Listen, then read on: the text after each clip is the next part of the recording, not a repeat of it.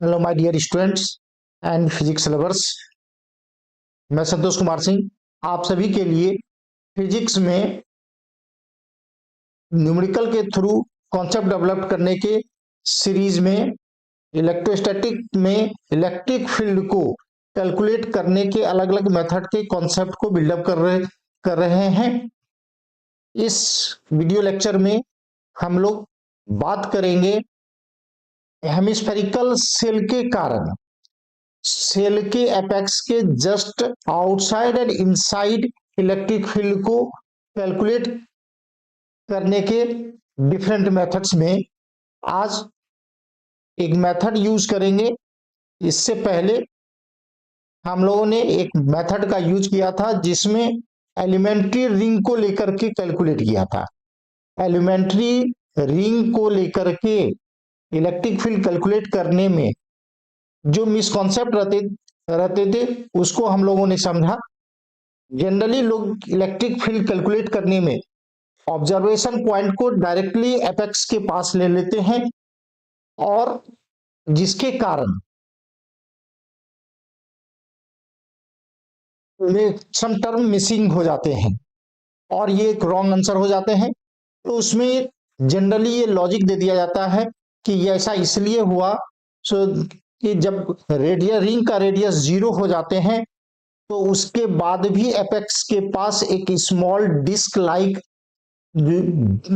Area बच जाते हैं जिसके कारण इलेक्ट्रिक फील्ड कैलकुलेट नहीं हो पाते हैं। जो कि हम लोगों ने देखा वह जो है मिसकॉन्सेप्शन कैलकुलेशन में लिमिट्स लेने को कि गलती के कारण ये एनोमलस अराइज होते हैं। आई होप उस वीडियो लेक्चर के थ्रू आप लोग इस चीज को अच्छी तरह से समझ गए होंगे। यदि नहीं देखे हैं तो एक बार उस वीडियो लेक्चर पर जाएंगे। आज हम लोग दूसरे अन्य मेथड की बात करेंगे। उस लेक्चर में मैंने बताया था कि मैं 3 अलग अलग मेथड से कैलकुलेट करने की बात करूंगा। वह जो पहले मेथड में उस लेक्चर में मैंने जो बात किया हुआ लेंथीएस्ट मेथड था, इससे थोड़े शॉर्ट मेथड में आज बात करेंगे। इसके बाद एक और इजीएस्ट मेथड की बात करेंगे। Electric field at the apex just outside of a uniformly charge hemispherical shell calculate करेंगे, जिसमें हमारे पास ये येलो कलर में हमारा हेमिस्फेरिकल सेल हो गया। ये हमारा हेमिस्फेरिकल सेल है जो यूनिफॉर्मली चार्ज है और इसमें सरफेस चार्ज डेंसिटी सिग्मा है। इस सेल का जो ये फ्लैट सरफेस है यह हमारा कोऑर्डिनेट सिस्टम के एक्स वाई प्लेन में है। सेल का सेंटर कोऑर्डिनेट सिस्टम के ओरिजिन पे हो गया। ये हमारा सेल का एपेक्स हो गए तो जेड एक्सिस एपेक्स से होकर पास कर रहा है। इस सेल के सरफेस पे हम लोग एक एलिमेंट्री एरिया लेते हैं। इस एलिमेंट्री एरिया के कारण एक जेड एक्सिस पे एक general point of observation point हमारा पी लेते हैं जिसका इस एलिमेंट्री एरिया से डिस्टेंस आर हो गए। इस एलिमेंट्री एरिया पे जो चार्ज होंगे वो एलिमेंट्री पॉइंट चार्ज की तरह बिहेव करेंगे। अब इस एलिमेंट्री एरिया का सरफेस का एरिया जो है हमारा हो जाएगा R D phi D theta and R sine theta D phi, जिसमें हमारा थीटा क्या होगा जेड एक्सिस से एंगल हो गए और इस सरफेस का जो प्रोजेक्शन होंगे यहाँ पे, यानी ये सरफेस हमारा हो गया आर डी थीटा एंड ये हमारा लेंथ जो है इसका जो प्रोजेक्शन यहाँ पे हो गया हमारा ये हो जाएंगे ये प्रोजेक्शन। तो ये लेंथ हमारा हो गया आर साइन थीटा एंड ये डी फाइव हो गए। तो ये हमारा लेंथ क्या हो जाएगा R sine theta D phi. I hope ये समझ में आ रहा होगा।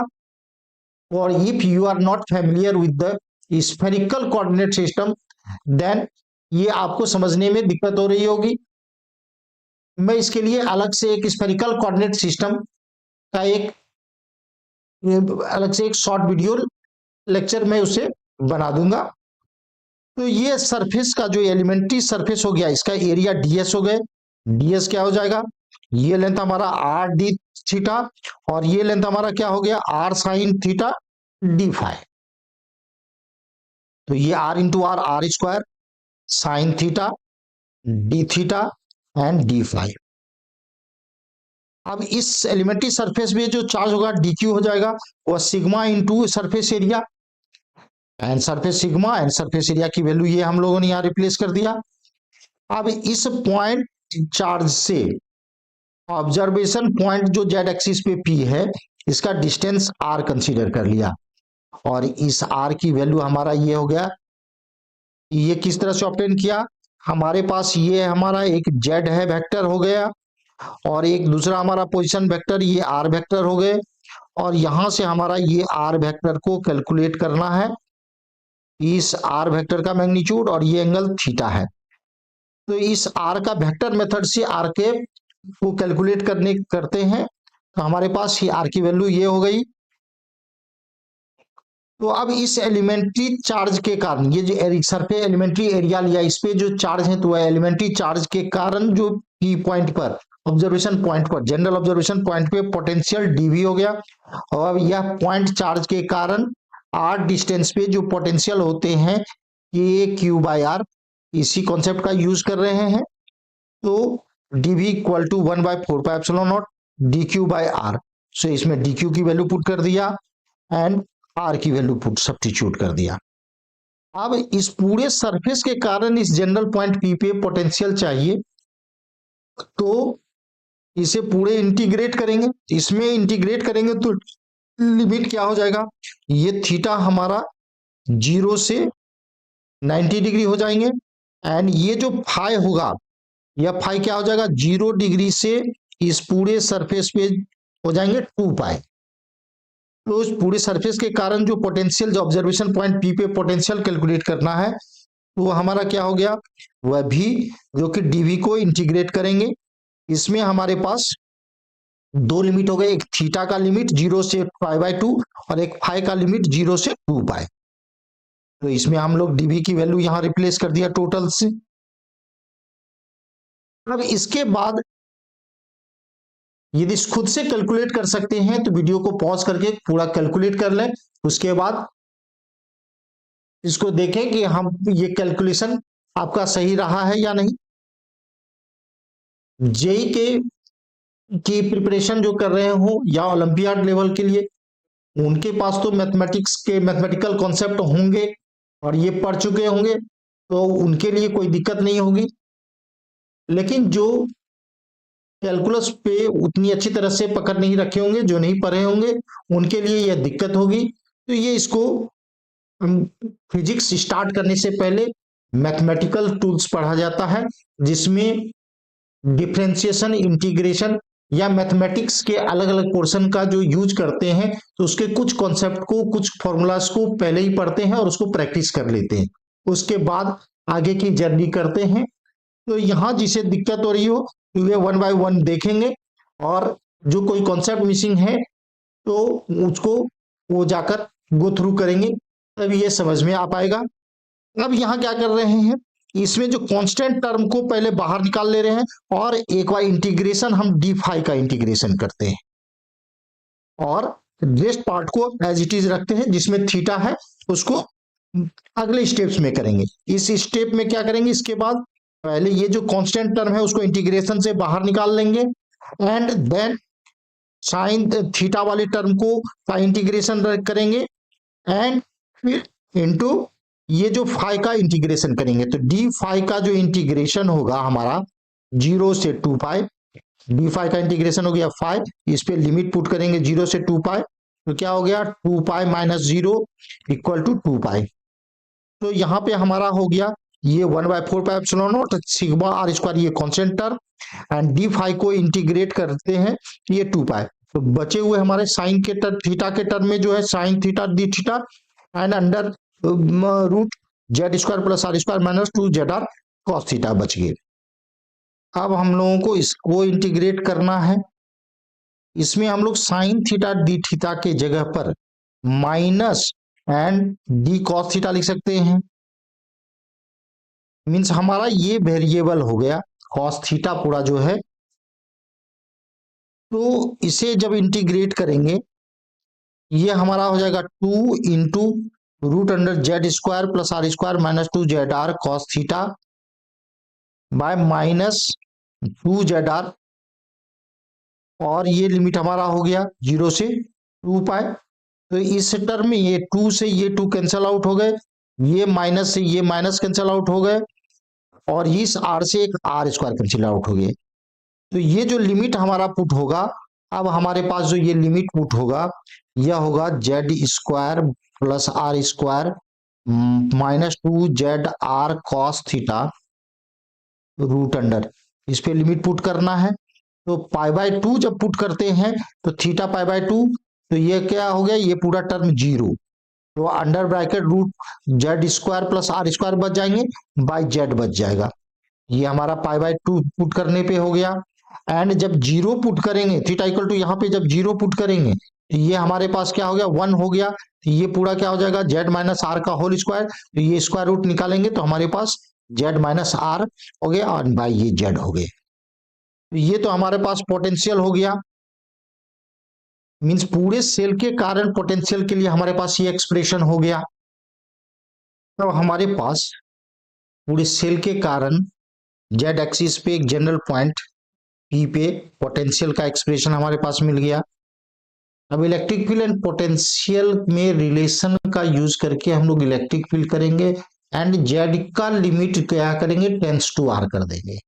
तो ई जो है इलेक्ट्रिक फील्ड जो हमें चाहिए पूरे सेल के कारण एपेक्स के just outside, Z tends to R कर देंगे minus DV by D Z. इसमें कांस्टेंट टर्म जो है sigma R by 2 epsilon naught minus sigma by 2 epsilon naught हो गए।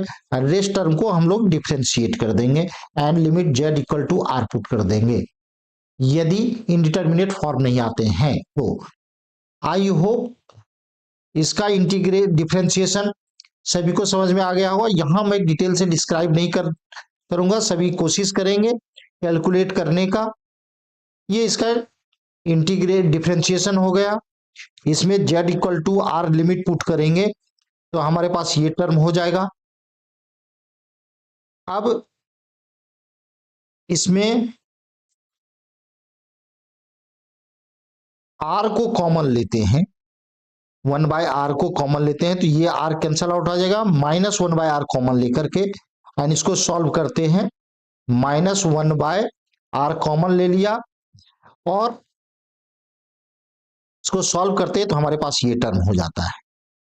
तो इलेक्ट्रिक फील्ड जो है Z tends to R means just apex के आउटसाइड में हमारे पास ये एक्सप्रेशन हो गया इलेक्ट्रिक फील्ड का।